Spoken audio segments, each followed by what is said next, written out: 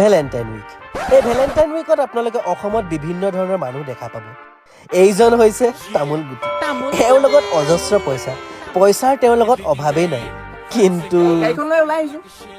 Valentine week পালেহি যে পইচা পাতি একদম অভাৱে নাই।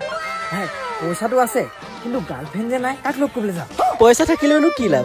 তামোল গুটিয়ে দেখোন পইচা উৰাবলে তামোল গুটিৰ প্ৰেয়সীয়েই নাই। এইজন আকৌ জিকে দি, ইয়াৰ আকৌ গাৰ্লফ্ৰেণ্ড আছে কিন্তু গাৰ্লফ্ৰেণ্ড ঘূৰাবলে পইচাহে নাই। তিনিও বন্ধুৰ সেইবাবে বহুত টেনচন। কিন্তু সেই সময়তেই কি হ'ল তহঁত তিনিটা?